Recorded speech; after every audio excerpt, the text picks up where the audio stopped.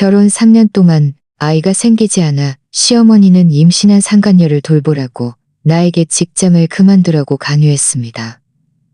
나는 남편이 아이를 가질 수 없다는 증거를 내던지며 당신 내 가문에 대는 이을 수 없다고 말했습니다.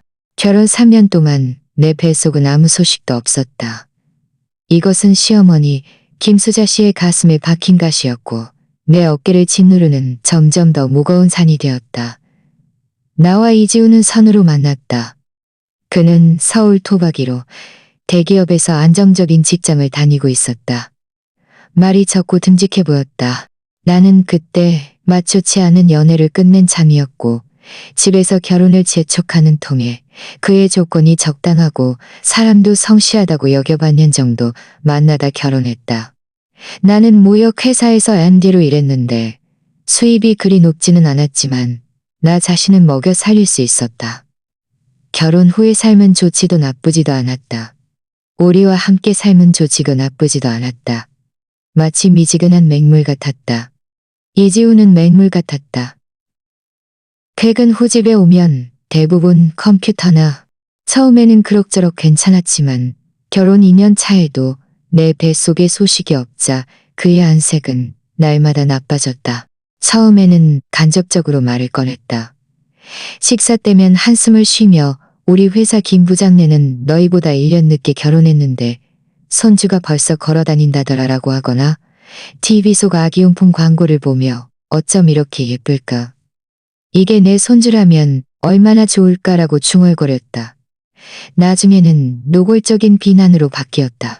내가 일이 너무 많고 스트레스를 받아서 임신에 좋지 않다느니 하루 종일 컴퓨터를 봐서 전자파에 노출된다느니 밤늦게 자서 생활 습관이 불규칙하다느니 하는 식이었다. 요컨대 모든 문제는 나에게 있었다. 나는 몰래 병원에 2번이나 가서 산부인과 검사, 내분비 검사, 대란 추적 검사를 받았다. 모든 수치는 정상이었다. 의사는 마음을 편하게 가지라고 하면서 남편도 함께 검사를 받아보라고 권했다. 집에 와서 이지훈에게 말했더니 그는 즉시 얼굴을 고치며 짜증스럽게 말했다. 내 몸은 아주 건강해. 뭘 검사해? 네 뱃속이 문제인 거지. 나한테 떠넘기지 마. 시어머니도 옆에서 거들었다. 맞아. 우리 지훈이 몸은 아주 튼튼해. 분명히 네 문제야. 너 봐봐. 비쩍 말라서 혈색도 안 좋으니 어떻게 임신이 되겠니? 나는 더 이상 말을 꺼낼 수 없었다. 3년 차가 되자 집안 분위기는 점점 더 압박감에 휩싸였다. 시어머니는 더 이상 잔소리만 하지 않고 실제 행동을 개시했다. 어디서 구해왔는지 모를 검은 약초를 달여서 한 사발씩 나에게 강제로 마시게 했다. 맛은 쓰고 떨궜다. 몇 번 마시다 도저히 참을 수 없어 몰래 버렸는데 시어머니에게 들키자 그는 내 코앞에 대고 30분 동안이나 욕을 퍼부었다. 내가 은혜도 모른다며 일시 가문의 대를 끊으려 한다고 했다. 이지우는 이에 대해 늘 침묵을 지켰다. 못 들은 척하거나 아니면 엄마도 우리를 위해서 그러시는 거야. 한마디 하고 방으로 숨어버렸다. 나도 이혼을 생각했지만 매번 이혼 이야기를 꺼낼 때마다 시어머니는 하늘이 무너진 듯 울부짖으며 내가 무책임하다느니 이씨 가문이 3대 독자인데 대를 끊을 수 다느니 했다. 이지우는 얼굴을 시커멓게 굳히며 애 못 낳는다고 이혼하자고? 이혼지 넌 어떻게 그렇게 이기적이니? 라고 말했다. 우리 부모님은 시골에 계시고 몸도 편찮으시다. 내가 결혼했을 때 무척 기뻐하시며 내가 의지할 곳을 찾았다고 생각하셨다. 이런 속상한 일들을 부모님께 말씀드리면 걱정하실까봐 친구들은 강하게 나가라고 조언했지만 이 집에서는 내가 마치 외부인처럼 느껴졌고 내 직장도 시어머니의 끊임없는 잔소리와 집안의 불화 때문에 영향을 받았다. 그는 늘 나에게 휴가를 내거나 아예 직장을 그만두고 몸조리에 전념하는 것이 중요하다고 말했다. 나는 겨우 버티고 있었다. 왜냐하면 이 직장이 나의 마지막 자존심이자 퇴로였기 때문이다. 그러던 어느 날 밤 내가 야근을 하고 조금 늦게 돌아오니 식탁에는 먹다 남은 음식들만 덩그러니 놓여 있었다. 시어머니는 소파에 앉아 얼굴이 물이라도 떨어질 듯 음침했다. 이지우는 집에 없었다. 나는 아무 말 없이 부엌으로 가서 남은 음식을 데우려 했다. 시어머니가 나를 불러 세웠다. 은지야, 앉아라. 할 말이 있다. 내 마음이 철렁 내려앉았다. 손에 든 것을 내려놓고 시어머니 맞은편 작은 의자에 앉았다. 시어머니는 나를 쏘아보며 날카로운 눈빛을 보냈지만 목소리는 일부러 차분하게 까였다. 마치 반론의 여지를 주지 않는 압박감 같은 것이 느껴졌다. 3년이다. 네 마음속에도 알겠지. 우리 이씨 가문이 너 때문에 대가 끊어질 수는 없어. 이씨 가문의 대를 잊지 못하게 하는 이 책임. 네가 감당할 수 없어도 감당할 수 없어도. 나는 고개를 숙이고 바지 끝만 만지작거렸다. 아무 말도 하지 않았다. 솔직히 말하마. 시어머니는 몸을 앞으로 숙이며 말했다. 나는 갑자기 불길한 예감이 들었다. 내가 알아보니 한의원에도 가봤고 네 몸으로는 스스로 아이를 갖기 어려울 것 같다. 하지만 우리 이씨 가문의 대는 기다릴 수 없어. 그는 잠시 말을 멈추고 내 반응을 살피는 듯 했다. 그리고는 한 글자 한 글자 또박또박 말했다. 내게 멀리 사는 조카딸이 하나 있는데 박서연이라고 한다. 나는 고개를 번쩍 들었다. 내 귀를 믿을 수 없었다. 온몸의 피가 한순간에 머리끝으로 치솟았다가 순식간에 얼어붙는 것 같았다. 시어머니는 내 핏기 없는 얼굴을 무시하고 말을 이었다. 아이는 이씨 가문의 씨앗이니 반드시 낳아야 한다. 서연이 혼자 미혼으로 임신했으니 소문이 좋지 않다. 내 생각은 서연이를 우리 집으로 데려와 네가 아이가 무사히 태어날 때까지 돌보라는 것이다. 너는? 그는 나를 위아래로 훑어보았다. 그의 눈빛에는 한 줌의 옮기도 나중에 아이 키우는 것도 돕고. 걱정 마라. 네가 조용히 잘 지내면 우리 이씨 가문이 너를 홀대하지 않을 것이다. 너는 여전히 지훈이의 법적인 아내니까. 그의 말은 얼음 송곳처럼 내 심장을 하나씩 질러왔다. 그들은 이미 오래전부터 계획했던 것이다. 나는 아이를 낳지 못하는 죄인일 뿐만 아니라 마음대로 부려지고 심지어 남편의 사생활을 돌봐야 하는 봉호였던 것이다. 나는 시어머니의 너무나도 단연한 얼굴을 보며 목구멍이 바싹 마르고 속이 뒤집히는 것 같았다. 소리를 지르고 싶었고 따지고 싶었고 손에 잡히는 모든 것을 던져버리고 싶었다. 하지만 결국 나는 입술을 꽉 깨물었고 피맛이 살짝 났다. 극심한 분노와 모욕감 뒤에 더욱 차갑고 거의 마비될 것 같은 감정이 마음속 깊은 곳에서부터 퍼져나왔다. 이지우는 아나요? 그도 동의했나요? 그 박서연이라는 여자는 또 어떤 사람인가요? 나는 내 목소리가 메마르고 쉬어있음을 들었다. 지훈이. 그도 아나요? 그는 안다. 시어머니는 단호하게 대답했다. 이 아이는 그에게도 책임이 있어. 은지야, 소용없어. 네가 아무리 발버둥쳐도 소용없어. 이 가정을 위해 어떻게 잘 지낼지 생각하는 게 중요해. 내일 서연이가 이사 올 거다. 말을 마친 그는 더 이상 나를 보지 않고 일어나 자기 방으로 돌아갔다. 나 혼자 싸늘하고 어두운 거실에 영혼을 잃은 조각상처럼 앉아 있었다. 다음 날은 토요일이었다. 이지우는 웬일로 출근하지도 않고 늦잠도 자지 않았다. 일찍 거실에 앉아 있었지만 안색이 어색했다. 시어머니 김수자는 분주하게 움직이며 원래 잡동산 위를 쌓아두던 손님방을 치웠다. 깨끗한 침대 시트와 이불을 갈아 끼우고 심지어 작은 꽃병까지 놓았다. 그 방은 내가 예전에 서재로 쓰고 싶어 책을 몇 권 놓으려 했을 때도 시어머니는 쓸데없고 자리만 차지한다며 못하게 했던 곳이었다. 초인종이 울렸을 때 나는 기계적으로 이미 반짝반짝 빛나는 커피 테이블을 닦고 있었다. 이지우는 벌떡 일어서서 나를 한 번 쳐다보았다.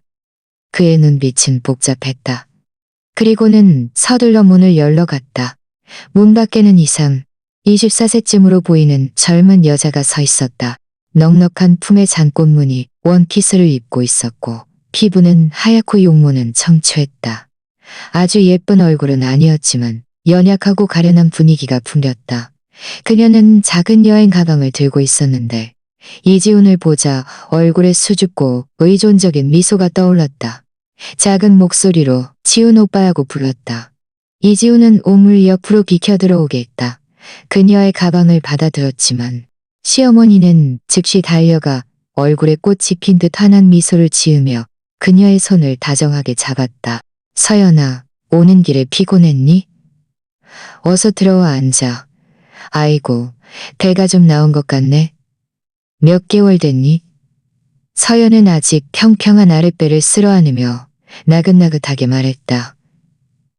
이모 넉 달 됐어요. 안 피곤해요. 그래. 벌써 넉 달이나 됐구나. 조심해야 할 때지. 시어머니는 그녀를 깨지기 쉬운 물건 다루듯 조심스럽게 부축하며 소파에 앉혔다. 그 자리는 내가 방금 닦았던 곳이었다. 이제부터 여기는 내가 방금 닦았던 곳이었다. 그는 나를 한번 쳐다보더니 말투가 어딘가 사무적으로 바뀌었다. 은지야, 이 아이는 박서연이다. 앞으로 잘 돌봐주렴. 나는 손에 행주를 든 채 그 자리에 서 있었다. 이 따뜻한 광경을 바라보며 서연은 그제야 나를 알아차린 듯 고개를 들어 나를 보았다. 그의 눈빛은 순진한 듯 호기심이 담겨 있었고 미묘하게 나를 재는 듯한 시선도 있었다. 그는 나에게 옅게 미소 지었다. 은지 언니, 안녕하세요. 앞으로 쾌를 많이 끼칠 것 같아요. 그의 목소리는 부드럽고 가녀렸으며 언니라고 부르는 것이 아주 자연스러웠다. 나는 아무 말 없이 고개만 끄덕이며 응답했다. 심장 부위는 이미 아픔을 느끼지 못했다. 그저 황당할 정도로 무감각한 기분만 들었다. 이지우는 짐을 정리하고 와서 서연 옆에 1인용 소파에 앉았다. 너무 가깝지도 멀지도 않은 거리였다. 그는 나도 서연도 보지 않고 TV 장식장 위에 장식품을 뚫어지게 응시했다. 마치 그 물건이 갑자기 엄청나게 흥미로워진 것처럼 시어머니는 점심 준비를 시작하며 나에게 부엌으로 가서 도우라고 지시했다. 나는 묵묵히 그를 따라 부엌으로 들어갔다. 부엌에서 그는 채소를 씻으면서 나에게 목소리를 낮춰 말했다. 서연이 봐야 얼마나 착하고 순한지. 너 앞으로 걔한테 잘해줘라. 이것도 다 이씨 가문을 위한 일이야. 네 그 직장 다음 주 월요일에 가서 그만둬라. 알겠니? 집에서 서연이 잘 돌보는 게 네가 해야 할 일이야. 나는 토마토를 씻었고 물은 차가웠다. 나는 대답하지도 반박하지도 않았다. 시어머니는 내가 승낙한 것으로 여기고 안색이 조금 좋아졌다. 점심 식탁의 분위기는 기이했다. 시어머니는 끊임없이 서연에게 반찬을 덜어주며 안부를 물었고 완전히 그를 주인공처럼 대했다.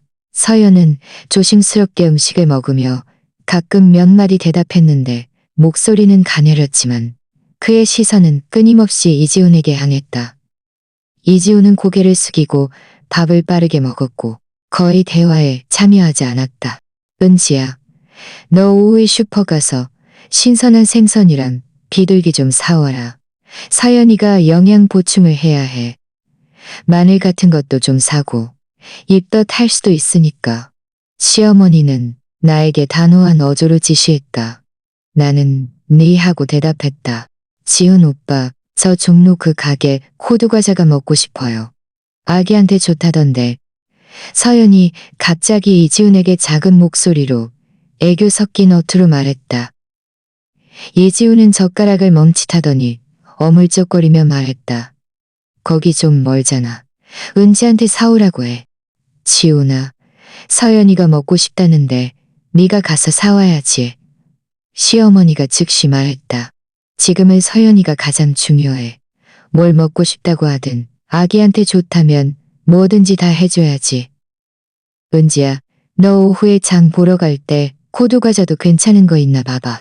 나는 속으로 비웃었다. 아직 아무것도 시작되지 않았는데 벌써 지휘봉이 이렇게 능숙하게 휘둘러지는구나. 오후에 나는 결국 집을 나섰다. 곧바로 슈퍼로 가지 않고 아파트 단지 화단의 벤치에 한참을 앉아 있었다. 봄날의 햇살은 따뜻했지만 나는 온몸이 싸늘하게 느껴졌다. 그 집은 더 이상 집이 아니라 곧 황당한 막장 드라마가 상영될 무대였다. 그리고 나는 그 무대 위에서 굴욕적이고 우스꽝스러운 역할을 맡게 된 것이다. 남편의 상간녀를 돌보는 현모양처 원조 아내. 밤늦게야 이지훈이 침실로 들어왔다. 그는 샤워를 하고 침대에 올라와 나에게 등을 돌리고 누웠다. 아무 말도 없었다. 어둠 속에서 나는 눈을 뜨고 그의 점차 평온해지는 숨소리를 들었다. 시훈아, 내가 갑자기 입을 열었다. 내 목소리는 정적 속에서 아주 또렷하게 들렸다. 서연이 아기가 정말 내 아이야? 그의 몸이 확연히 굳어지는 것이 느껴졌지만 그는 돌아눕지 않았다. 몇 초가 지난 후에야 그는 짜증 섞인 목소리로 웅얼거렸다. 내 아이가 아니면 누구 아이겠어? 엄마가 다 말해줬잖아. 자, 그만 쓸데없는 생각 하지 마. 언제부터 시작한 거야? 내가 다시 물었다. 너 정말 귀찮게 할래? 그가 획 돌아누워 어둠 속에서 나를 노려보았다. 표정은 볼 수 없었지만 그의 짜증과 불안감이 느껴졌다. 일이 이렇게 됐는데 현실을 받아들이면 안 될까? 엄마도 말했잖아. 네가 조용히 있으면 여전히 이씨 가문의 며느리라고. 더 이상 묻지 마. 그는 말을 마치고 다시 세게에 돌아누워 이불을 머리끝까지 끌어올려 대화를 완전히 단절시켰다. 나는 그곳에 미동도 없이 누워 있었다. 현실을 받아들이고 조용히 있으라고? 만약 박서연의 아기가 정말 이지훈의 아이라면 그의 성격과 시어머니가 손자를 갈망하는 태도로 보아 왜 그는 이렇게 회피하고 짜증내며 심지어 거부하는 태도를 보이는 걸까? 그 순간의 뻣뻣함과 불안감은 또 무엇 때문이었을까? 차가운 내 마음속 깊은 곳에서 모호한 의문 덩어리가 천천히 뭉쳐졌다. 일은 시어머니가 말한 것처럼 단순하지 않을지도 모른다. 이 갑자기 나타난 박서연과 이지훈과일지도 모른다. 나는 더 이상 캐묻지 않았다. 하지만 나는 이렇게 순순히 가만히 있을 수 없다는 것을 알았다. 직장을 그만두고 이 집에 갇혀 그들을 시중드는 일은 결코 없을 것이다. 나는 이 모든 것이 어떻게 된 일인지 알아내야 했다. 그 전에 나는 인내해야 했고 관찰해야 했다. 눈물은 이미 말라버린 지 오래였다. 이제 남은 것은 차가운 이성과 꺼지지 않는 진실을 파헤치려는 작은 불씨뿐이었다. 박서연은 정식으로 들어와 살게 되었다. 시어머니는 그의 지위를 극도로 높여주었고 그는 온 가족의 집중 보호 대상이 되었다. 내 역할은 재빨리 보모 겸 투명인간으로 전락했다. 시어머니는 내가 월요일에 직장을 그만두라고 고집했지만 나는 따르지 않았다. 월요일 아침 평소처럼 집을 나섰지만 회사로 간 것이 아니라 병원으로 향했다. 나는 칭찬을 받고 아는 의사를 찾아가 휴식이 필요하고 업무 스트레스를 줄여야 한다는 진단서를 받았다. 그리고 일주일 병가를 냈다. 병가 서류를 사진 찍어 시어머니에게 보냈다. 회사에서 당장 사직을 허락하지 않아 일단 병가를 냈다. 집에 돌아오니 박서연은 거실 소파에 반쯤 누워 TV를 보고 있었다. 앞에는 씻어놓은 포도와 과자가 놓여 있었다. 시어머니는 부엌에서 탕을 끓이고 있었고 향긋한 냄새가 온 집안에 퍼졌다. 내가 돌아오자 박서연은 몸을 고추 세우고 나에게 미소 지으며 은지 언니라고 불렀다. 나는 고개를 끄덕이고 내 방으로 돌아갔다. 나는 이지훈과 박서연의 상호작용, 그리고 이 집안의 모든 것을 관찰할 필요가 있었다. 머지않아 나는 더 많은 이상한 점들을 발견했다. 이지훈은 박서연에게 곧 아버지가 될 남자나 내연녀에게 보여야 할 뜨거운 정이나 친밀감이 전혀 없었다. 그는 심지어 의도적으로 그녀를 피하는 것 같았다. 퇴근 후 집에 돌아와 박서연이 거실에 있으면 그는 곧바로 침실이나 서재로 들어갔다. 식사 때도 그는 박서연과 거의 말을 섞지 않았고 시선도 거의 그녀에게 머무르지 않았다.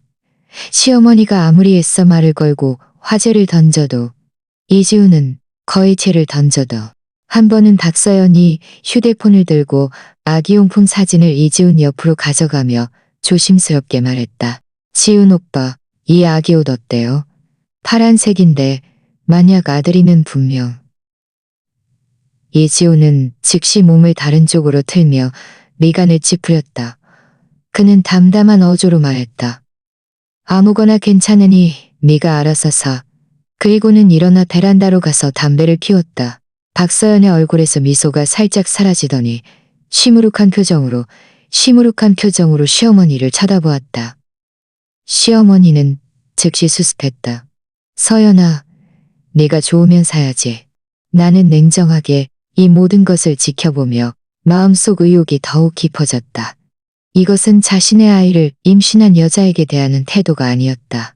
오히려 좀 귀찮은, 거리를 둬야 할 낯선 사람에게 대하는 것 같았다.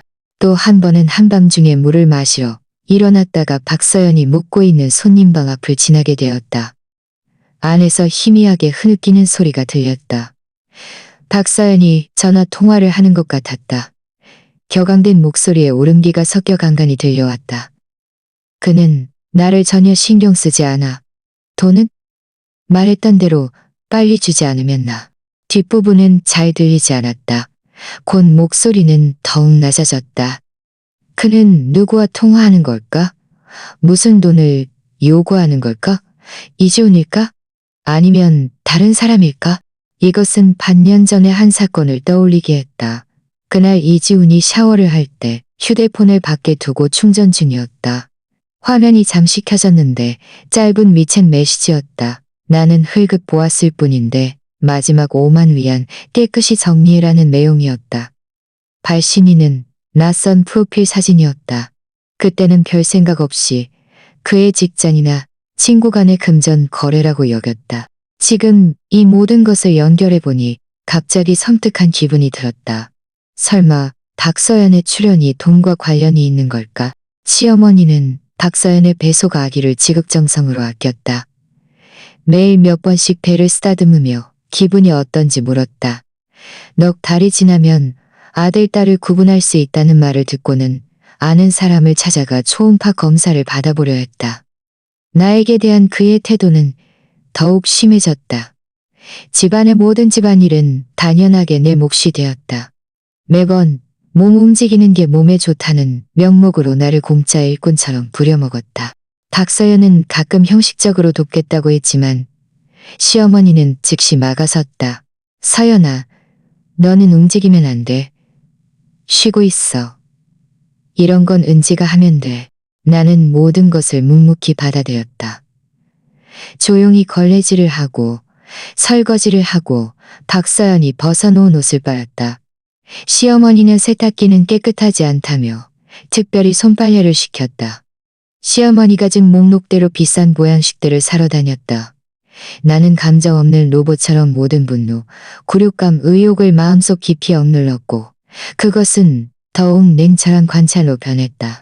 이지우는 내가 이렇게 순종하는 모습에 조금 의외였는지 가끔 복잡한 시선을 던졌지만 여전히 침묵을 지켰다. 아마 그는 내가 운명에 순응했다고 생각했을 것이다.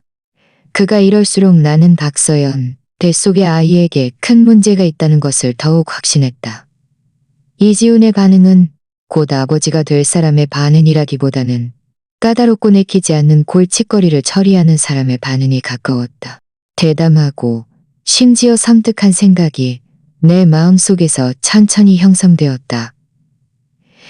이 추측을 증명하려면 확실한 증거가 필요했다.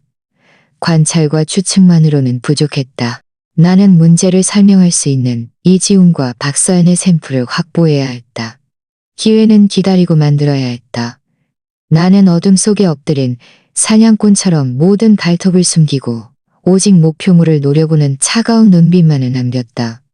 이 집은 겉으로는 시어머니가 연출한 희극이었지만 그 안에는 내가 볼 수 없는 압류가 소용돌이치고 있었다.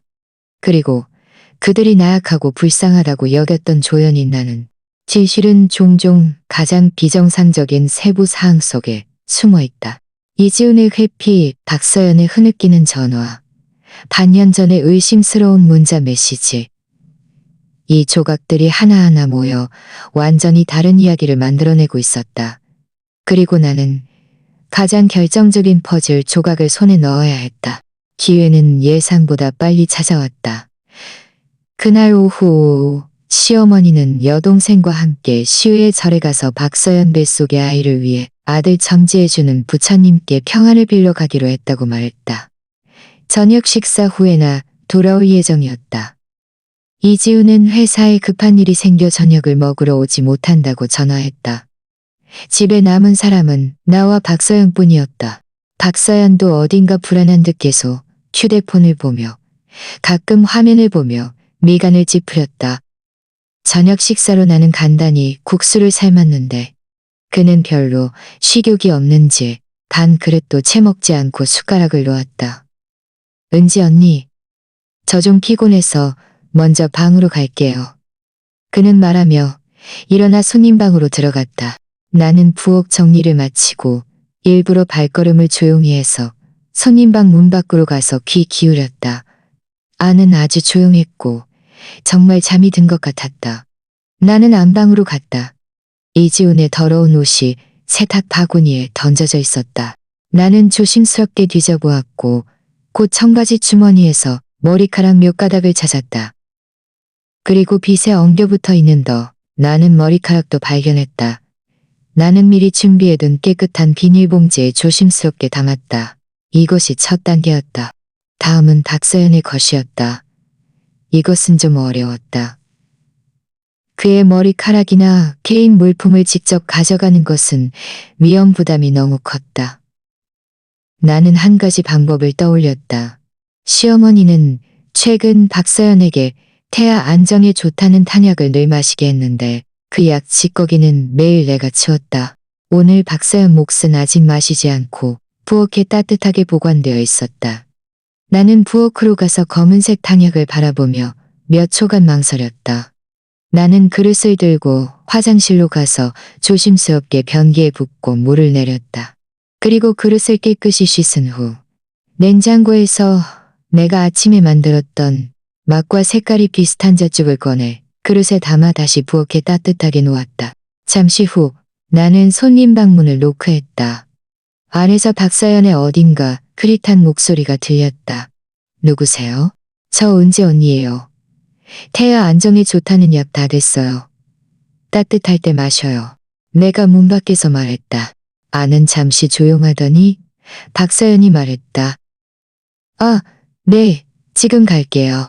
나는 거실로 돌아와 기다렸다.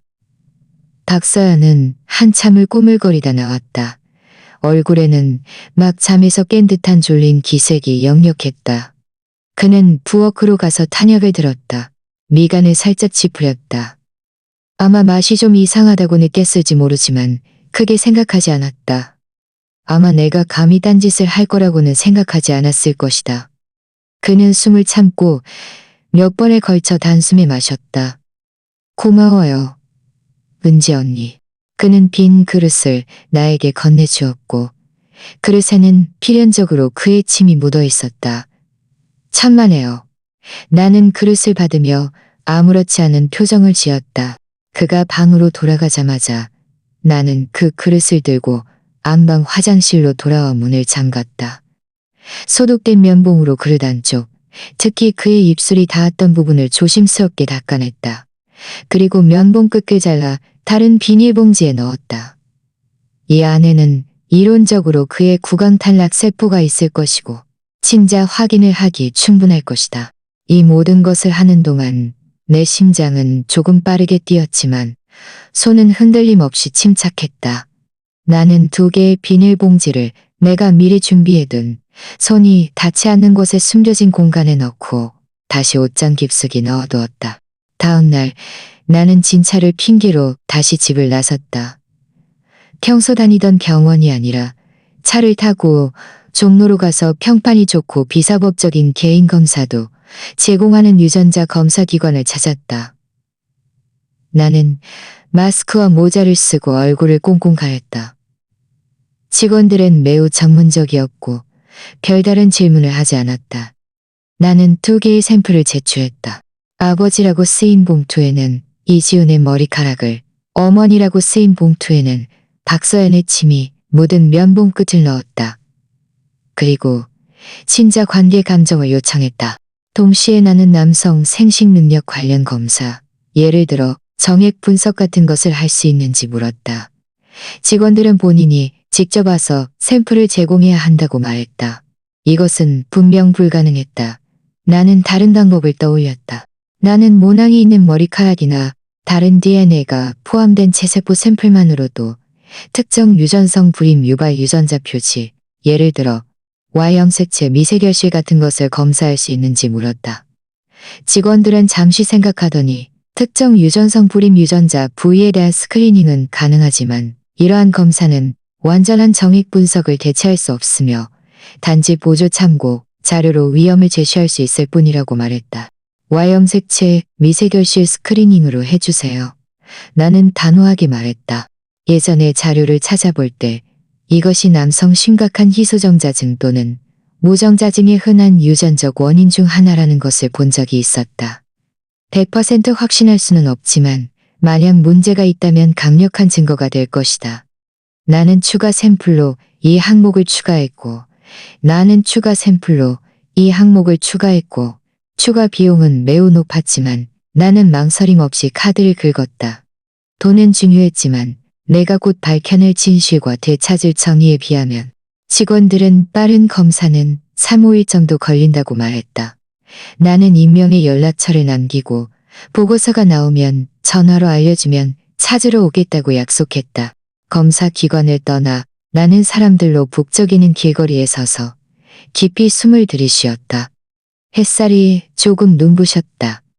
나는 돌이킬 수 없는 길에 들어섰다는 것을 알았지만 마음속에는 두려움 대신 배수진을 친 듯한 결연함만 있었다.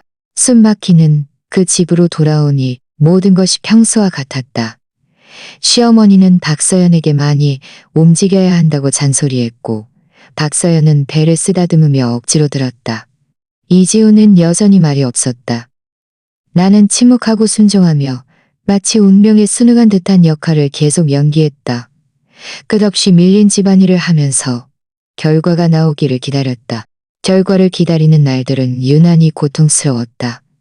나는 겉으로는 평온했지만 속으로는 팽팽하게 당겨진 활시위 같았다.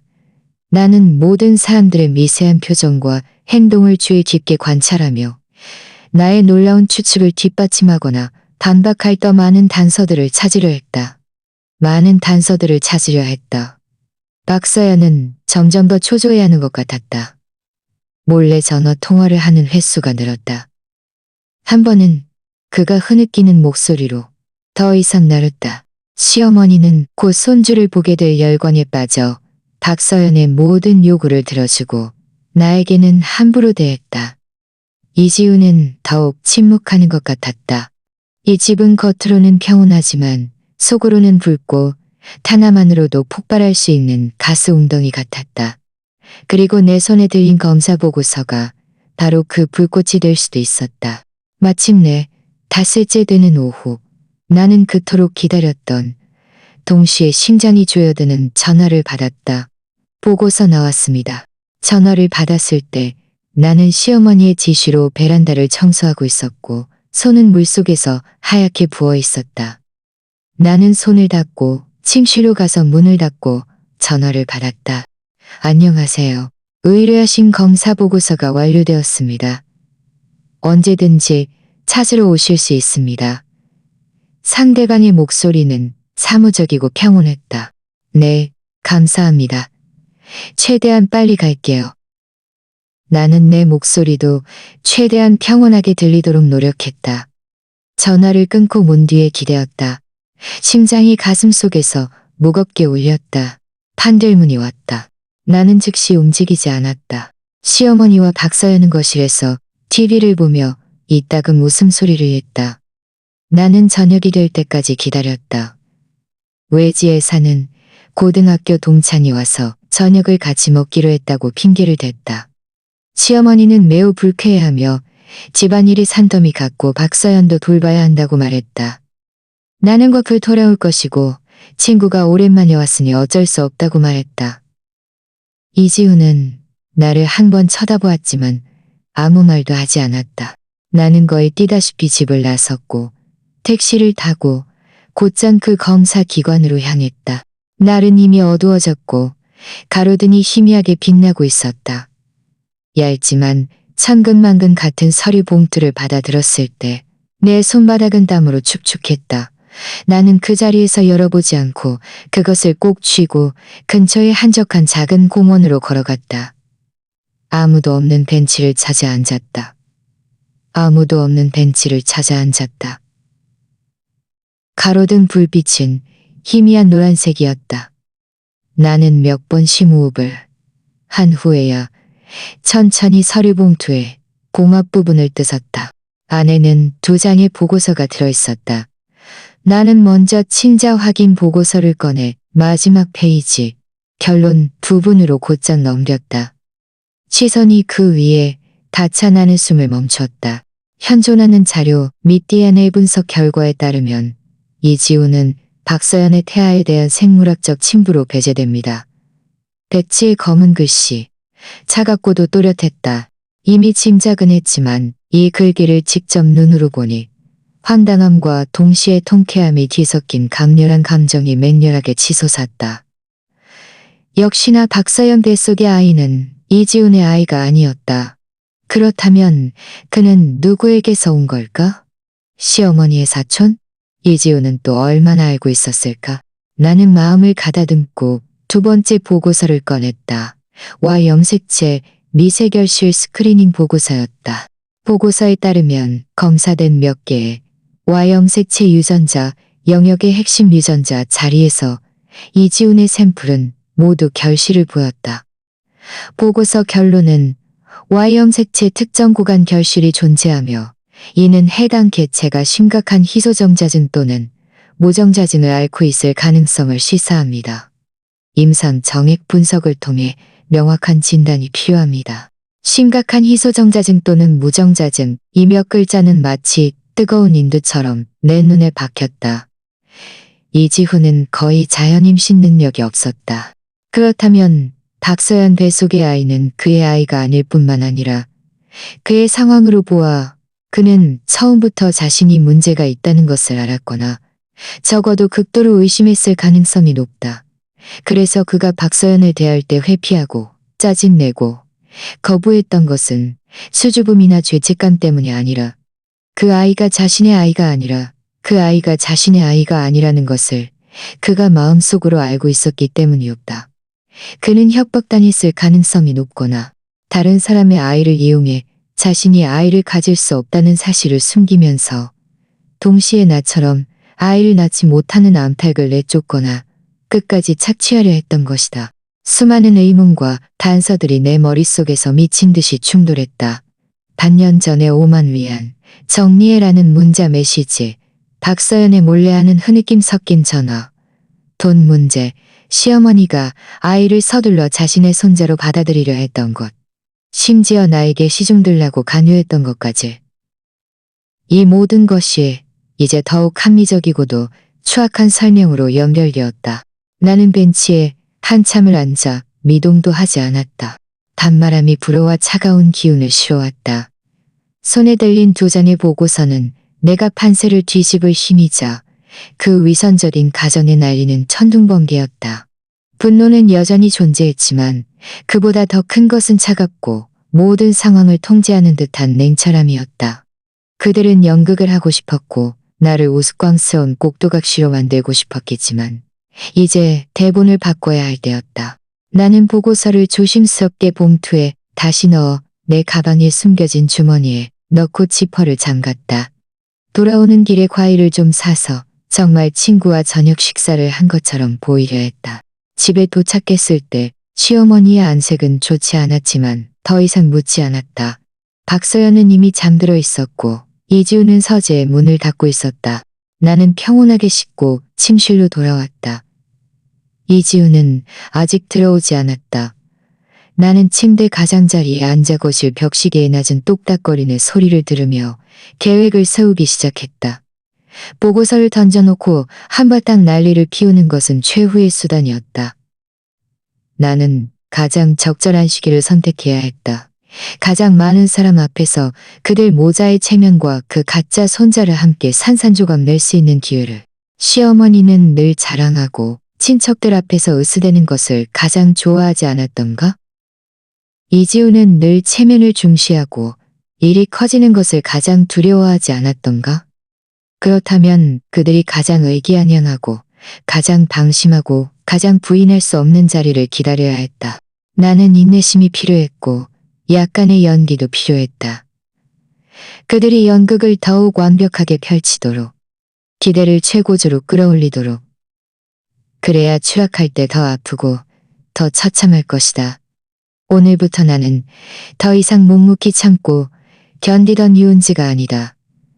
나는 진실을 쥔 사냥꾼이다. 치명적인 일격을 가할 최고의 순간을 기다리고 있다.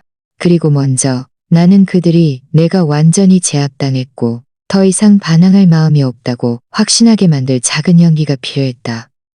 아마 박서연에게 좀 더 상냥하게 대하고 시어머니의 지시에 더 순종해야 할 것이다. 심지어 사직 절차를 문의하여 그들이 내가 마침내 직장을 포기하고 보모 역할에 충실할 것이라고 믿게 만들 수도 있다. 좋아, 여기까지 생각하자. 내 입가에 극도로 차갑고 날카로운 미소가 번졌다. 기회는 곧 찾아왔다. 시어머니, 김수자의 생일이 다음 주였다. 그는 이미 오래전부터 올해 생일은 다르다며 격경사가 겹쳤다고 말했다. 자신이 또 한 살을 먹는 데다 집안에 귀한 손주가 들어올 예정이니 성대하게 치러야 한다고. 그는 가까운 친척들에게 전화를 돌려 이모라고 부르는 그의 언니와 2명의 오랜 직장 동료, 그리고 이지훈의 고문의 가족을 초대했다.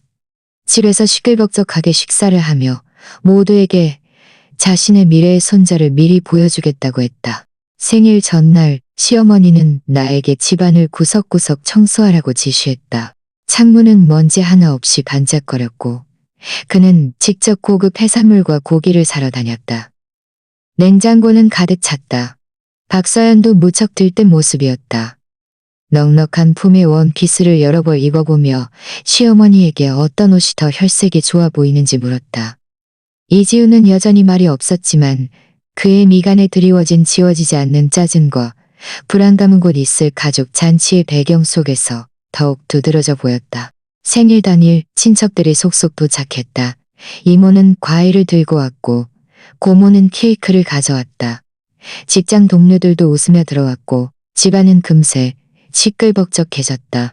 시어머니는 새빨간 비단 한복을 곱게 차려입고 머리는 한 올 흐트러짐 없이 빗어 넘겼다. 얼굴에는 국화꽃 같은 미소가 피어 있었고 박서연의 손을 잡고 손님들에게 한 명 한 명 소개했다.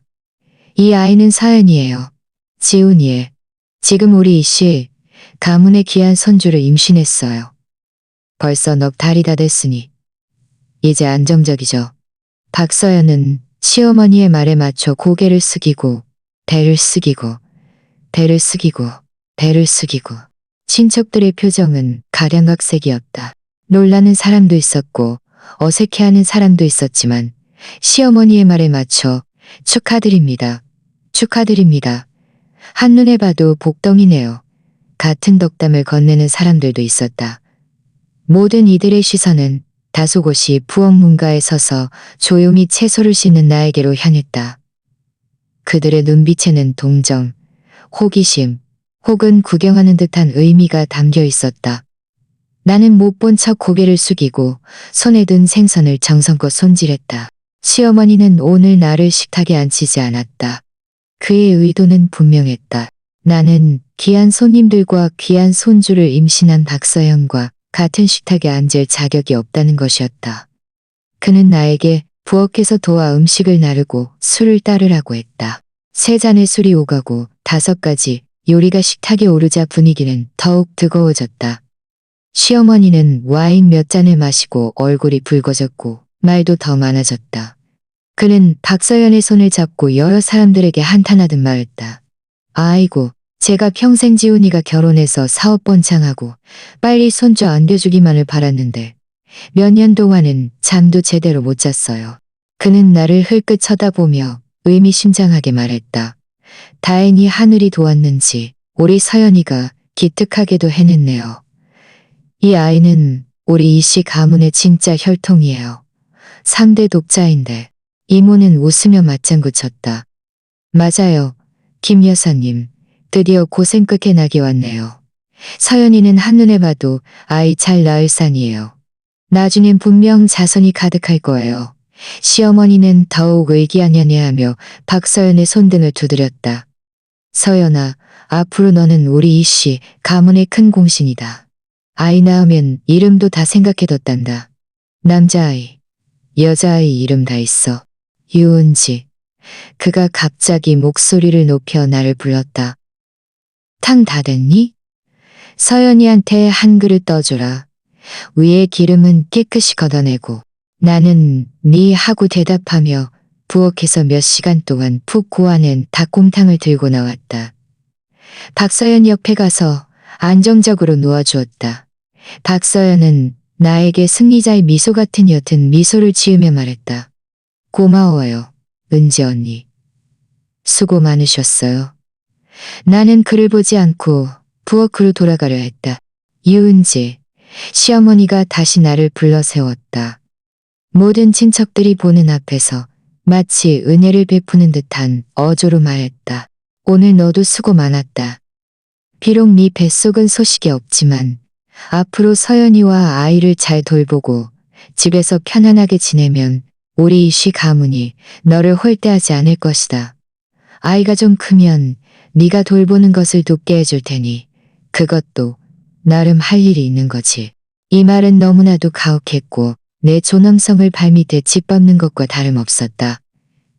몇몇 친척들은 참아보지 못하거나 어색한 표정을 지었다. 이재우는 잔을 쥔 손가락을 꽉 쥐었고 안색은 좋지 않았지만 그는 입을 벌리려다 결국 아무 말도 하지 않았다. 박서연은 고개를 숙이고 있었지만 입꼬리에 번지는 미소를 나는 보았다. 나는 이 방 안에 각기 다른 표정의 사람들을 바라보았다. 모든 것을 손안에 넣은 듯 의기양양한 시어머니의 얼굴, 나약하게 침묵하는 이지훈, 위선적으로 얌전한 박서연을. 지금이야. 나는 깊이 숨을 들이쉬었다. 부엌으로 돌아가지 않고 두 걸음 앞으로 나아가 거실의 비교적 넓은 공간으로 걸어갔다. 모든 사람들이 나를 분명히 볼 수 있도록. 내 얼굴에는 어떤 분노나 슬픔도 없었다. 나는 입을 열었다. 목소리는 크지 않았지만 식탁 위에 소란을 잠재울 만큼 또렷했다. 방금 서연 씨가 임신한 아이가 이씨 가문의 진짜 혈통, 3대 독자라고 말씀하셨죠? 맞습니까? 시어머니는 잠시 멍해졌다. 내가 갑자기 말을 받아치며 이렇게 직설적으로 물을 줄은 예상치 못했던 것 같았다. 그는 눈살을 찌푸리며 불만스럽게 말했다. 당연하지. 그걸 뭘 또 물어? 무슨 뜻이야? 나는 대답하지 않고 재빨리 침실로 걸어 들어갔다. 몇 초 후 나는 그 서류 봉투를 들고 나왔다. 모든 이들의 시선이 내 손에 집중되었다. 나는 시어머니와 박서연 앞에 빈 공간으로 걸어가 서류 봉투에서 2장의 보고서를 꺼냈다. 나는 한치의 망설임도 없이 첫 번째 친자 확인 보고서를 펼쳐 결론 페이지를 시어머니와 가장 가까이 있는 몇몇 친척들에게 보여주었다. 이것은 법적 효력이 있는 친자 확인 보고서입니다. 내 목소리는 얼음 알갱이처럼 갑자기 조용해진 공기 속에 하나씩 떨어졌다. 검사 결과 이지훈은 박서연의 태아에 대한 생물학적 친부로 배제됩니다. 다시 말해 박서연 뱃속의 아이는 이지훈과 당신네 이씨 가문과는 한 점의 혈연관계도 없다는 뜻입니다. 뭐라고? 시어머니는 비명을 질렀다. 얼굴의 의기양양함이 순식간에 얼어붙어 믿을 수 없는 경악으로 변했다. 그는 벌떡 일어나 보고서를 뺏으려 했다. 네가 무슨 헛소리를 하는 거야. 네가 위조한 거지. 네가 위조한 거지. 가까이 있던 이모는 이미 보고서의 글씨를 확인하고 싸늘한 숨을 들이쉬었다. 다른 친척들도 모두 몸을 숙여 목을 길게 빼고 얼굴에는 충격이 가득했다. 나는 시어머니의 손을 피하며 재빨리 두 번째 보고서를 꺼냈다. 역시 결론 페이지를 보여주었다. 그리고 이것은 이지훈 씨의 유전자 스크리닝 보고서입니다. 결과에 따르면 그는 Y형 색체 특정 구간 결실을 앓고 있으며 의학적으로 심각한 희소정자증 또는 무정자증을 강하게 시사합니다. 쉽게 말하면 나는 잠시 말을 멈추고 안색이 창백해지고 온몸이 떨리기 시작한 이지훈을 훑어보았다. 마지막으로 흑빛이 된 시어머니의 얼굴에 당신네 이씨 가문이 그토록 염원하며 저에게 직장을 그만두고 돌보라고 했던 그 혈통은 이씨 가문의 씨앗이 아닐 뿐더러 당신네 이씨 가문의 대 자체가 끊어질 수 있다는 겁니다. 마지막 말은 어른 송구처럼 시어머니의 모든 환상과 허영심을 산산조각 냈고 이 가정의 가장 추악한 치부를 찢어발겼다. 죽음 같은 정적. 다음 순간 시어머니는 사람의 소리 같지 않은 끔찍한 비명을 질렀다. 박서연을 가리키며 네 천한 것. 네가 감히 나를 속여? 아이는 누구 아이야? 누구 아이냐고? 박서연은 이미 혼비백산하여 의자에 움츠러들었고 얼굴은 종이처럼 하얗게 질린 채 눈물을 펑펑 흘리며 필사적으로 고개를 저었다. 아니에요, 이모. 제 말 좀 들어보세요. 이지훈이 벌떡 일어섰고 그가 의자를 뒤로 밀며 날카로운 소리가 났다. 그의 두 눈은 시뻘갰고 이마에는 핏줄이 튀어나와 있었다. 평소에 침묵하고 말이 없던 모습은 온데간데없고 마치 완전히 격분하고 동시에 극도로 수치스러워하는 갇힌 맹수 같았다. 그는 박서연의 어깨를 붙잡고 거의 포효하듯 따져 물었다. 아이가 도대체 누구 아이야? 그 5만 위안은 네 입을 막으려고 준 돈이었어? 응? 말해봐. 5만 위안. 친척들은 일제히 옹성거렸다. 알고 보니 금전 거래까지 있었단 말인가. 박서연은 그에게 흔들려 제대로 말을 잇지 못하고 울부짖기만 했다. 저는 몰라요. 지훈 오빠, 저한테 묻지 마세요. 이모가 저한테 오라고 했어요. 이모가 제가 임신한 척하고 여기 들어와서 살면 나중에 좋은 날이 올 거라고 했어요. 돈은 제 남자친구가 요구했어요. 안 주면 오빠 회사에 가서 다 폭로하겠다고 했어요. 완전히 혼란스러웠다. 시어머니의 울부짖음과 욕설, 이지훈의 분노에 찬 고함, 박서연의 비명과 두서없는 변명, 친척들의 경악과 웅성거림, 모든 소리가 한데 섞여 터져 나왔다. 황당무계한 막장 드라마였다. 나는 혼란의 중심에 서서 손에 두 장의 보고서를 든 채 이 모든 것을 냉정하게 바라보았다. 하지만 이것을 냉정하게 바라보았다. 하지만 이것은 시작에 불과했다. 하지만 이것으로를 물어뜯는 모습을 보니 3년 동안 내 마음을 짓눌렀더니 3년 동안 내 마음을 짓눌렀던 모습을 보니 내가 원하는 것은 철저한 정산과 깨끗한 이별이었다. 거실은 아수라장이 되었다. 시어머니 김수자는 처음의 비명과 질문 이후 마치 뼈대가 뽑힌 듯 의자에 주저앉았다. 그의 눈빛은 멍했고 입으로는 말도 안 돼. 내 손주가 를 반복했다. 그는 순식간에 10년은 더 늙어 보였다. 곱게 차려입었던 한복과 머리 모양은 그를 더욱 초라하게 만들 뿐이었다. 그는 더 이상 그를 더욱 초라하게 만들 뿐이었다. 기지훈은 마치 두서없는 변명은 마치 폭탄의 몇 마디 두서없는 변명은 마치 폭탄의 몇 마디 두서없는 변명 마디. 박서연의 어깨를 붙잡고 격렬하게 흔들며 소리쳤다. 네 이 빌어먹을 년. 똑똑히 말해봐. 무슨 남자친구? 무슨 5만 위안? 우리 엄마가 너를 오라고 했다고? 너희가 어떻게 감히 나를 속여? 우리 이씨 가문을 속여? 그의 표정은 흉측했고 목에는 핏줄이 붉어져 있었다. 평소에 침묵하고 듬직한 모습은 온데간데 없었다. 거대한 수치심, 속았다는 분노, 그리고 자신의 신체 상태가 만천하에 드러났다는 엄청난 두려움이 그를 완전히 이성을 잃게 만들었다. 박서연은 그에게 겁에 질려 흐느끼느라 말을 잇지 못했고 화산이 번진 얼굴로 간헐적으로 울부짖었다. 이모가 저를 찾았어요. 제가 젊고 몸이 좋으니 오빠 아이를 임신한 척하고 들어와 살면 나중에 돈을 주겠다고 했어요. 제 남자친구가 그걸 알고 돈을 요구했어요. 안 주면 오빠 회사에 가서 오빠가 아이를 못 낳는데 남의 아이를 임신시켰다고 소문내겠다고 했어요. 쾅! 다시 한번 웅성거림이 터져 나왔다. 진실은 예상보다 훨씬 더 추악했다.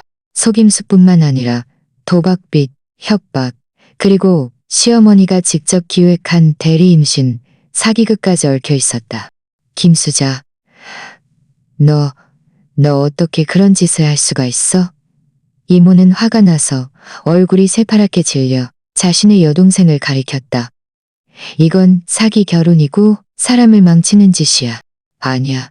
나는 그냥 손주를 보고 싶었을 뿐이야. 나는 이씨 가문의 대를 잇고 싶었을 뿐인데 그게 뭐가 잘못이야. 시어머니는 히스테리컬하게 반박했지만 그의 변명은 이렇게 명백한 진실 앞에서 창백하고 우스꽝스러웠다. 이지우는 박서연의 고백을 듣고 그의 어깨를 붙잡고 있던 손을 힘없이 놓았다.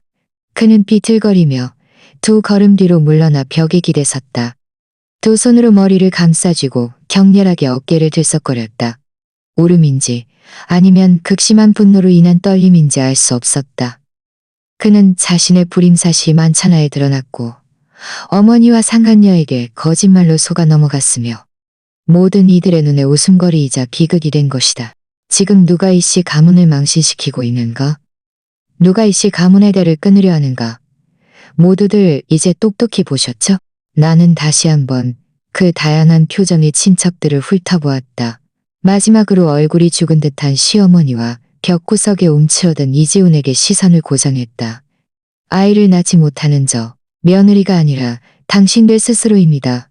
한 사람은 허황된 혈통을 위해 수단과 방법을 가리지 않고 심지어 외부인과 결탁해 사기를 치고 한 사람은 자신이 문제가 있다는 것을 알면서도 나약하고 이기적으로 이막자고 이기적으로 이막자고 이기적으로 나는 말을 마친 후 더 이상 그들을 보지 않았다. 내 가방과 그 엄청난 보고서가 든 서류 봉투를 들고 문을 향해 걸어갔다. 유은지, 어디 감히 그냥 가려고 해? 시어머니가 내 뒤에서 비명을 질렀다. 이건 끝나지 않을 거야. 나는 문을 열고 그를 마지막으로 쳐다보았다. 그 눈빛은 차가웠고 한 줌의 온기도 없었다. 끝나지 않겠죠. 하지만 그건 당신 레이씨 가문의 골칫거리가 끝나지 않는다는 말일 겁니다. 제 변호사를 기다리세요. 나는 말을 마친 후 망설임 없이 문 밖으로 나섰고 뒤돌아 문을 닫았다. 그 역겨운 울부짖음, 싸움, 혼란을 완전히 차단했다. 복도는 아주 조용했다. 나는 빠른 걸음으로 엘리베이터로 향했고 버튼을 눌렀다. 엘리베이터 거울에 비친 내 얼굴은 평온했고 심지어 약간 창백했지만 눈빛은 놀랍도록 빛났다. 마치 잡초를 헤치고 드러난 차가운 잿더미 아래의 심장처럼. 첫 단계, 사람들 앞에서 체면을 찢어발겨 그들을 망신시키는 것. 목표는 달성했다.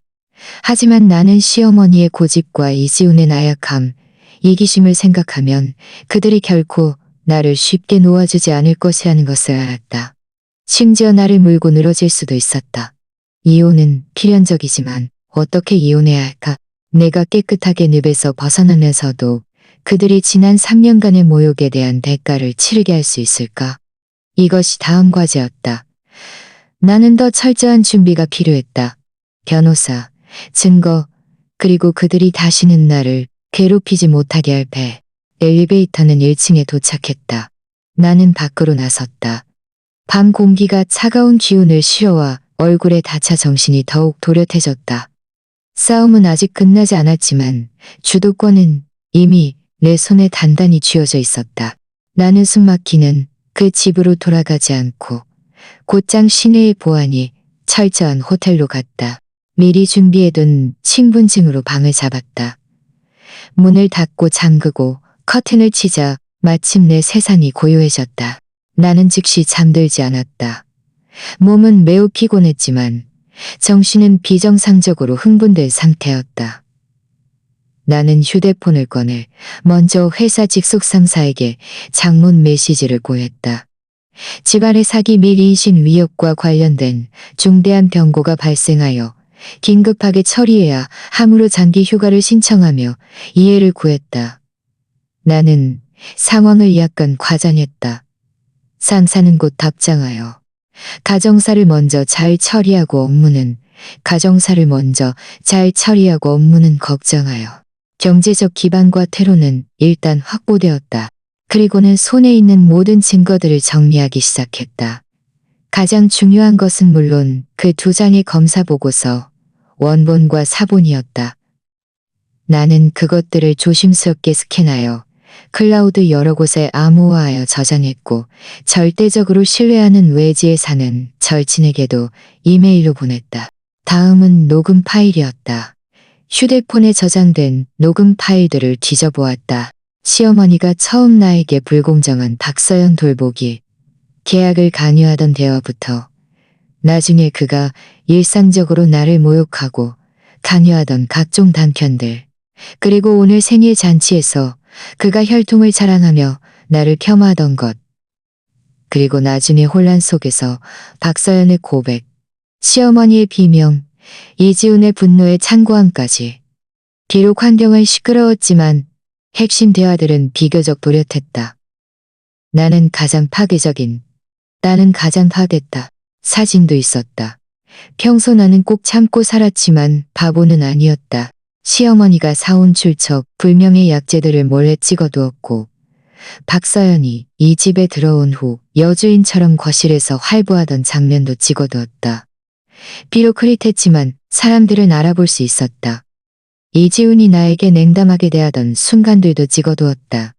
이 사진들은 법적 효력이 강하지는 않을지 모르지만 보조 증거로서 지난 3년간 내가 이 시 가문에서 겪은 정신적 압박과 이지훈의 결혼 생활 중 마지막은 재정 증거였다. 지난 3년간 내가 이 가정을 위해 지출한 돈의 기록. 내 급여 통장 내역. 대부분은 가게 생활비와 시어머니의 소위 몸조리, 비용으로 사용되었다. 내가 이지훈과 시어머니에게 물건을 구매한 전자영수증, 심지어 시어머니가 여러 명목으로 나에게 돈을 요구한 미체 송금 기록까지 있었다. 나는 이 결혼에서 내가 피해자일 뿐만 아니라 경제적으로도 기여한 사람임을 증명해야 했다. 이 모든 것을 정리하고 난 이날이 거의 밝아왔다. 나는 잠이 오지 않아 진한 차를 한 잔 끓여 마시며 변호사를 검색하고 연락하기 시작했다. 나는 서울 변호사를 찾지 않았다. 친구의 소개와 온라인 상담을 통해 집안의 한 여성 변호사와 연락했다. 그녀는 이혼 소송 전문으로 복잡한 가족 분쟁과 증거 수집에 특히 능하다고 했다. 나는 전화로 기본적인 상황을 설명하고 일부 증거, 보고서 결론, 핵심 녹음 파일의 문자 기록을 그에게 보냈다. 변호사는 곧 답장했고 전화 속 목소리는 침착하고 전문적이었다. 이은지 씨, 제공해 주신 상황과 초반 증거는 매우 유리합니다. 이지훈 씨는 자신의 중대한 질병인 불임증을 숨겼고 다른 사람과 부적절한 관계를 유지했습니다. 비록 아이가 친생자가 아니더라도 부부의 이름으로 동거하며 아이를 낳으려 했다는 것은 중대한 과실을 구성할 수 있습니다. 그의 어머니 김수자 씨의 행동은 사기 및 심각한 정신적 학대에 해당합니다.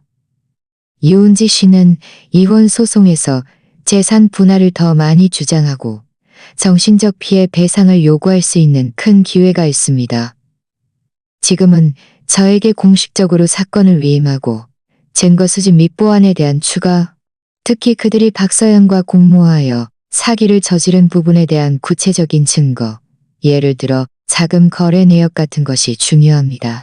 나는 즉시 위임하고 박서연이 언급했던 5만 위안의 입막음 비용 단서를 제공했다.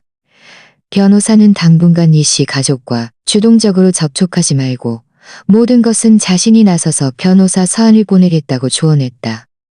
동시에 그는 그 5만 위안의 송금 기록을 조사할 방법을 찾을 것이며 만약 존재한다면 이지훈과 박서연 그리고 시어머니와 박서연 간의 통신 기록을 증거로 신청하여 확보할 가능성도 있다고의 증거로. 또한 변호사는 나에게 신변 안전에 유의해야 합니다. 상대방은 극단적인 상황에서 비이성적인 행동을 할 수도 있습니다. 거주지를 바꾸고 행적을 비밀로 유지하는 것을 권합니다. 모든 소통은 저를 통해 진행하세요. 라고 조언했다. 나는 하나하나 메모했다. 전화를 끊으니 마음이 훨씬 편해졌다. 전문적인 일은 전문가에게 맡기는 것이다. 다음 며칠 동안 나는 변호사의 지침에 따라 은둔하며 새로 개통한 휴대폰으로 그와 극소수의 친한 사람들과만 연락했다. 나는 절친에게 부탁하여 원래 집에서 나의 중요한 신분증, 개인 물품, 그리고 약간의 귀중품을 몰래 꺼내오게 했다. 다행히 나는 귀중한 보석과 일부 예금 통장을 따로 보관하는 습관이 있었다. 그 18채 아파트는 물론 소설 속 이야기였고 나는 가지고 있지 않았다. 하지만 나는 여러 해 동안 일하며 모아둔 돈이 있었고 당분간 생활하고 변호사 비용을 지불하기에는 충분했다. 변호사의 움직임은 빨랐다. 사흘째 되는 날 그는 나에게 변호사 서한이 이지훈과 그의 회사에 각각 발송되었다고 말했다. 업무에 영향을 미칠 수 있는 도덕적 분쟁과 관련되어 있었고 김수자에게도 발송되었다. 변호사 서한은 이지훈의 결혼 생활 중 중대한 과실을 명확히 지적하며 협의 이혼을 요구하고 구체적인 재산 분할 및 정신적 피해, 배상 방안을 제시했다. 문구는 엄격했고 태도는 강경했다. 과연 변호사 서한은 벌집을 쓰신 것 같았다. 이지훈의 전화가 나의 옛번호로 미친 듯이 걸려왔지만 나는 이미 통화 전환을 변호사 사무실로 설정해 두었다. 시어머니는 번호를 바꿔가며 전화했고 처음에는 저주와 협박이었지만 내가 받지 않자 울면서 빌기 시작했다. 잘못했다고, 소송을 취하해달라고, 아들을 망치지 말아달라고. 변호사는 나를 대신해 그들을 막아섰다. 모든 것은 법적 절차에 따라 진행될 것이며 그들이 우리의 제안, 거의 빈손으로 나가라는 조건에 동의하지 않는 한 어떠한 사적인 합의도 거부한다고 명확히 통보했다. 집은 이지훈의 결혼 전 재산이었지만 나는 결혼 후 상환한 부분과 그에 따른 가치 상승분을 분할하고 대부분의 예금을 가지며 고에게 정신적 피해 배상을 요구했다.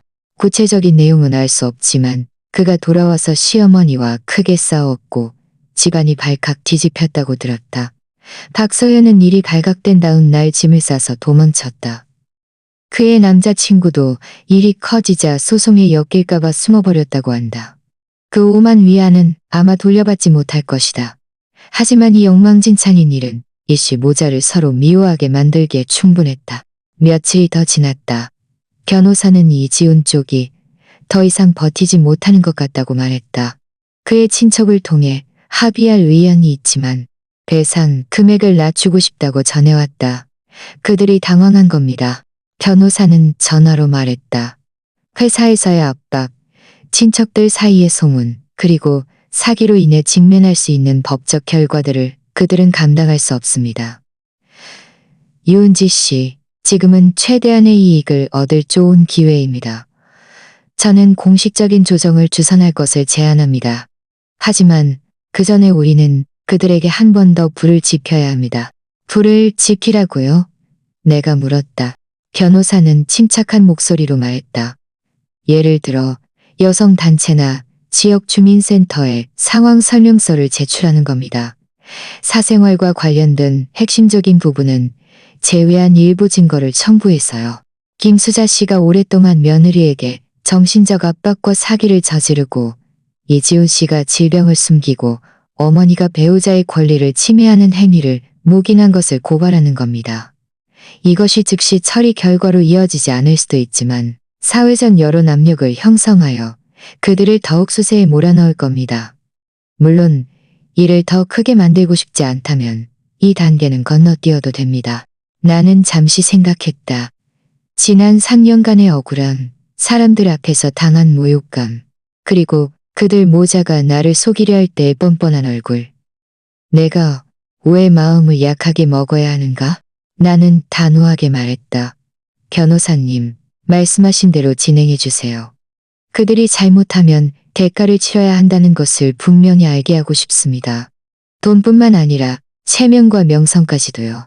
알겠습니다. 변호사가 응답했다. 제가 잘 처리하겠습니다. 이온재 씨는 몸조심하시고 제가 조정 시간을 통보할 때까지 기다리세요.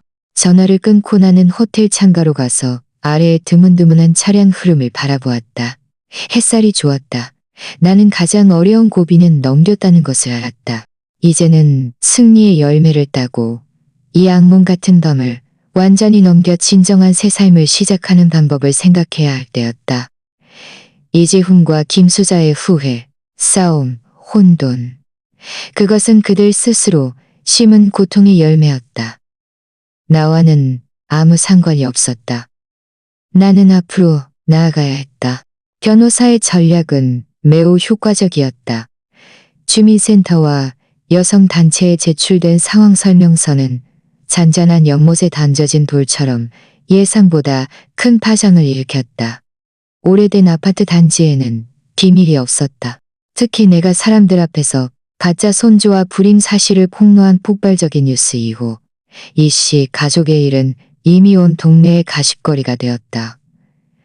이 공식적인 상황 설명서는 비록 검사 보고서의 구체적인 내용은 생략했지만 사기와 정신적 압박 등을 명시함으로써 그 소문들의 공식적인 추측이라는 날개를 달아준 셈이었다. 시어머니 김수자는 문 밖으로 나서기조차 두려워한다고 했다.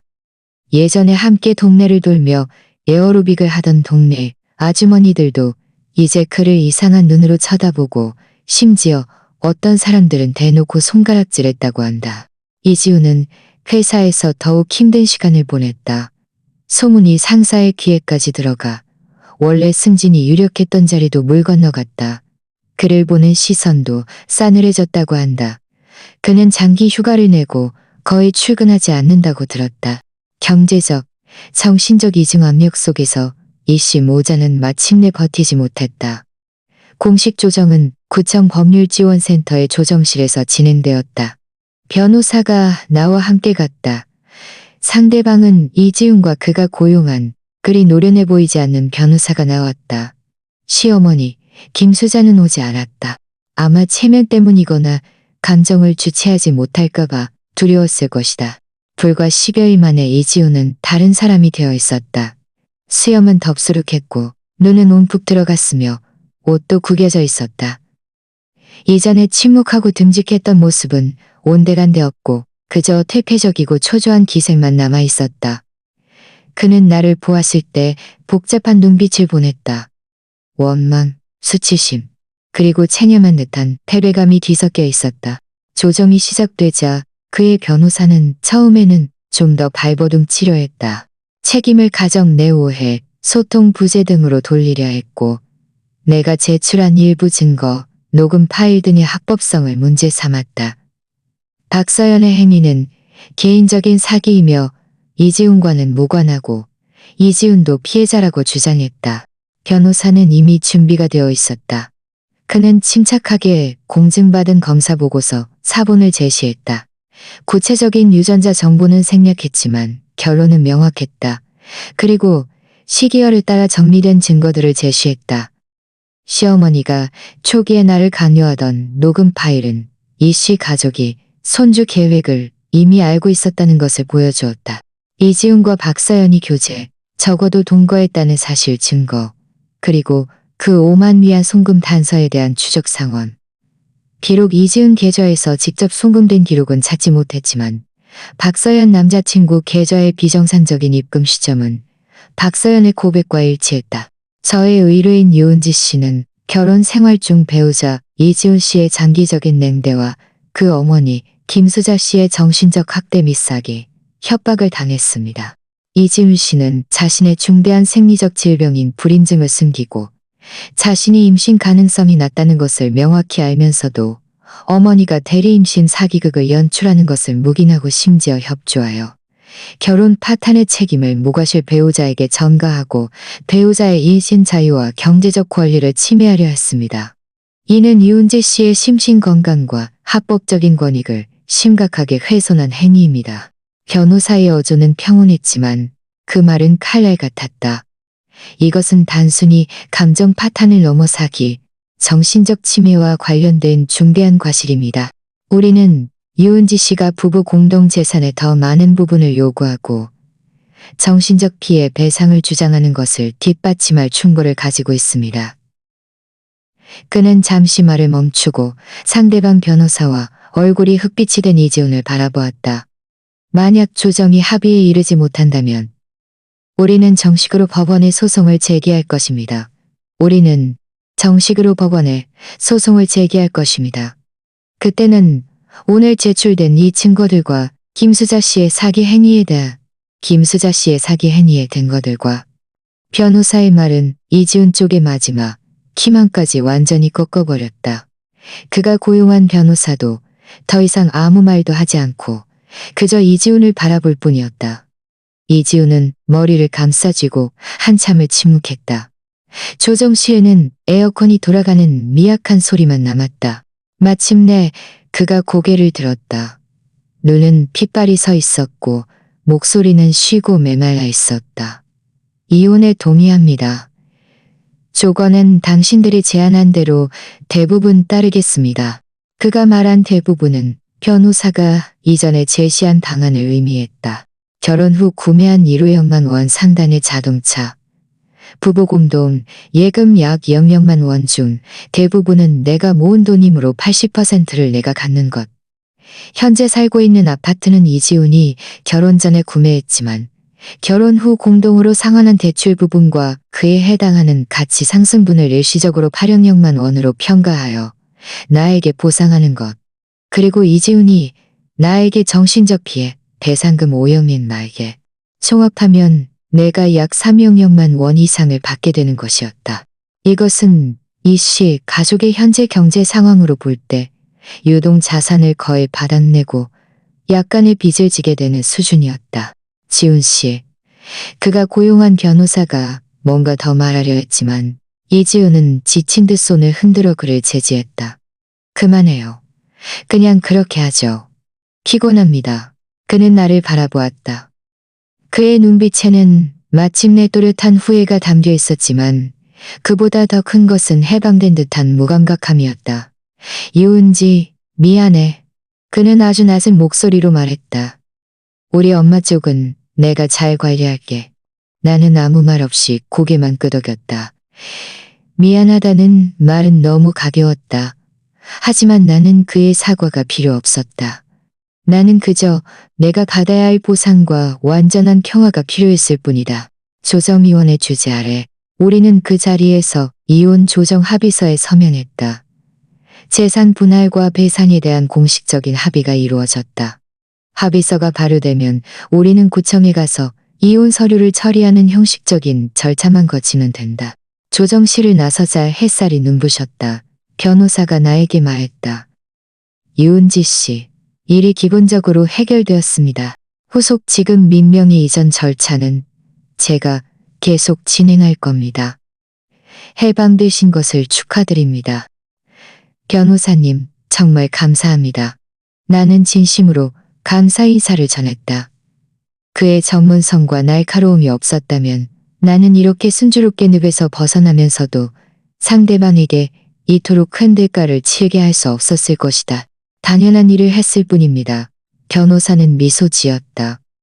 앞으로는 자신을 잘 사랑하세요. 당신은 더 좋은 것을 받을 자격이 있습니다. 나는 힘껏 고개를 끄덕였다. 돌아오는 길에 엄마에게서 전화가 왔다. 일이 이렇게 커지자 시골의 부모님도 결국 알게 된 모양이었다. 엄마는 전화로 울면서 이 씨 가족이 나쁜 사람들이라 욕했고 내가 그동안 너무 많은 고생을 했다며 가슴 아파했다. 아빠는 전화를 빼앗아 들고 단호한 목소리로 말했다. 딸아, 잘 헤어졌어. 그런 불지옥에서는 일찍 벗어났어야지. 집에 와. 아빠가 너를 먹여 살릴게. 내 눈에서 마침내 눈물이 흘러내렸다. 하지만 슬픔 때문이 아니라 따뜻함과 후련함 때문이었다. 나는 말했다. 엄마, 저 괜찮아요. 다 잘 처리됐어요. 곧 엄마 아빠 보러 갈게요. 전화를 끊고 나는 차창 밖으로 빠르게 스쳐 지나가는 풍경을 바라보았다. 이 도시는 지난 3년간 나의 악몽을 담고 있었고 나의 마지막 배수진을 증명해 주었다. 이제 모든 것이 끝났다. 이지훈과 김수자는 빛과 나쁜 소문, 그리고 서로에 대한 원망을 짊어진 채 사람들의 손가락질과 내면의 고통 속에서 긴 시간을 보내게 될 것이다. 이것은 그들의 탐욕, 위선, 그리고 가혹함이 초래한 대가였다.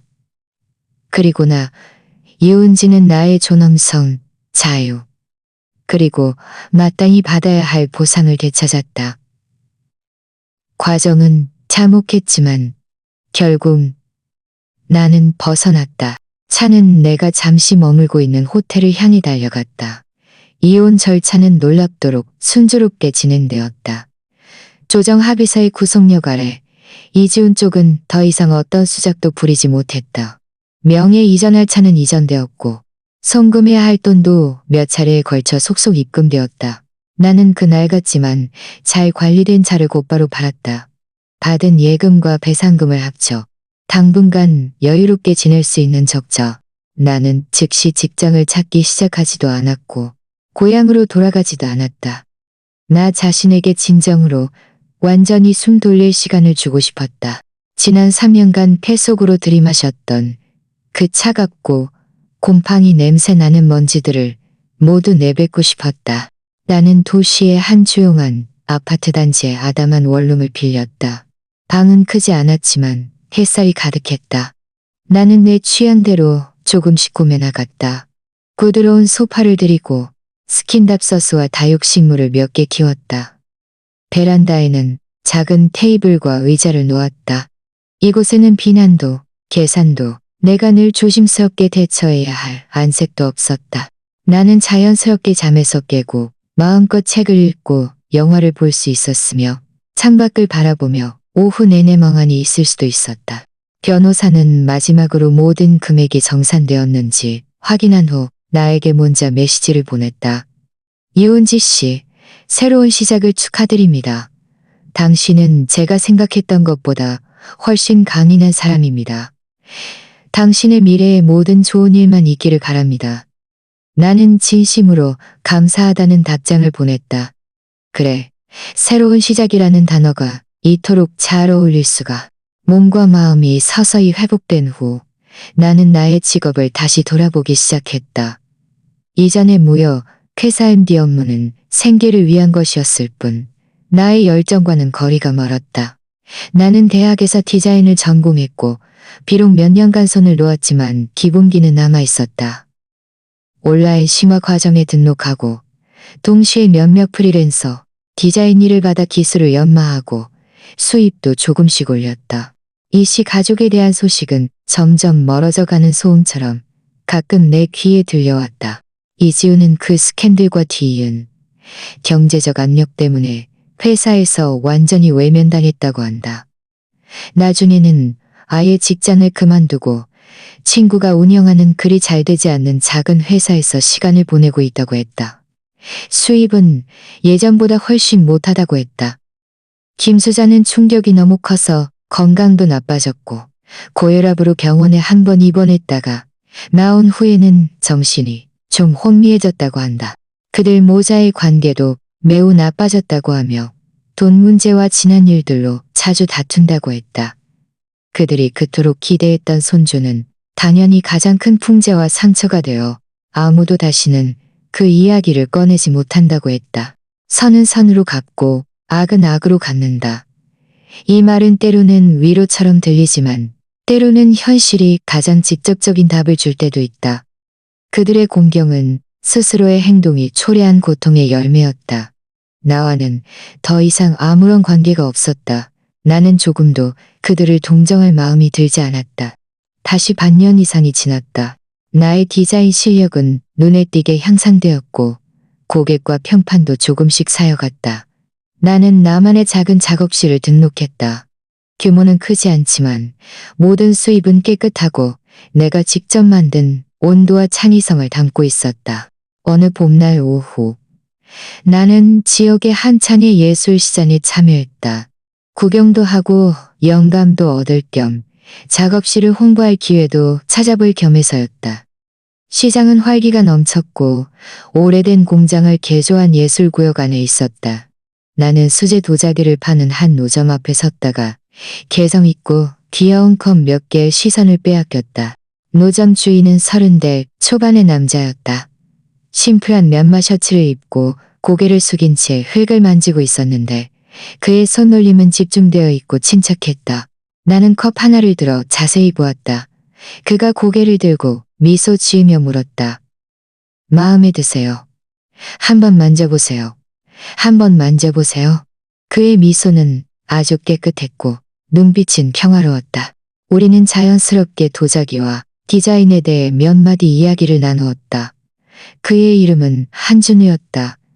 예전에는 산업 디자인을 했었는데 나중에 도자기가 좋아서 직장을 그만두고 기술을 배웠다고 했다. 지금은 도자기를 만들면서 가끔 디자인 프로젝트도 맡는다고 했다. 우리는 놀랍게도 많은 디자인과 미학에 대한 견해가 잘 맞았다. 그 시장 이후로 우리는 가끔 미챗으로 업계 동향에 대해 이야기하거나 재미있는 디자인을 공유했다. 그는 내가 디자인을 한다는 것을 알고 무척 흥미로워하며 나에게 2명의 작은 고객을 소개해주기도 했다. 그와 교류하면서 한준우는 내면이 풍부하고 따뜻한 사람이라는 것을 알게 되었다. 그는 나의 전문성을 존중했고 나의 독립성을 높이 평가했다. 우리 사이에는 자연스러운 유대감과 편안함이 있었다. 조급함도 시험하는 듯한 태도도 없었다. 마치 물이 흘러 강으로 합쳐지듯 천천히 가까워지고 있었다. 한 번은 과거에 대한 이야기를 하다가 내가 불행한 결혼 생활을 했다고 간단히 언급했다. 한준우는 조용히 이야기를 다 듣고는 더 이상 자세한 것을 묻지 않았다. 그저 다 지난 일이죠. 지금 당신 눈빛은 제가 처음 만났을 때보다 훨씬 밝아졌어요. 그것으로 충분해요라고 말했다. 그의 말은 내 마음을 살짝 움직였다. 그의 말은 내 마음을 살짝 움직였다. 그 앞에서는 내가 가시돋친 방어적인 유은지일 필요가 없었다. 열심히 살아가고 사랑을 추구하는 평범한 여자. 시간은 그렇게 끊임없이 흘러갔다. 내 작업실은 서서히 자리를 잡았다. 아주 성공했다고 할 수는 없지만 품이 있고 자유로운 삶을 살기에는 충분했다.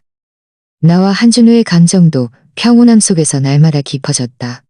그는 나의 과거를 존중했고 우리의 현재를 소중히 여겼다. 우리의 현재를 소중히 여겼다.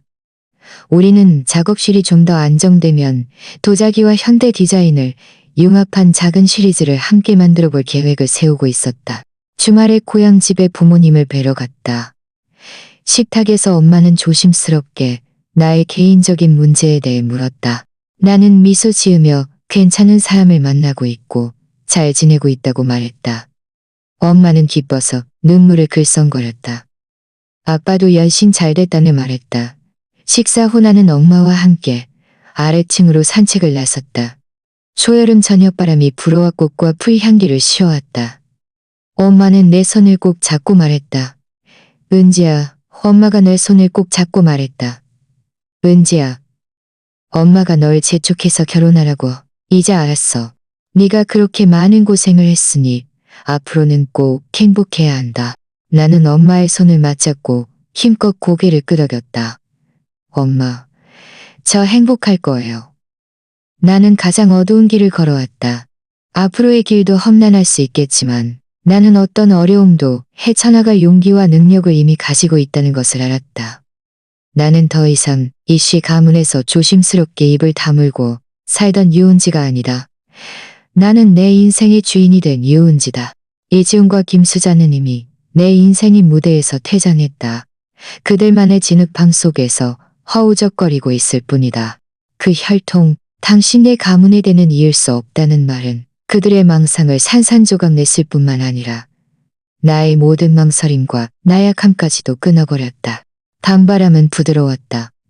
나는 고개를 들어 하늘의 수많은 별들을 바라보았다.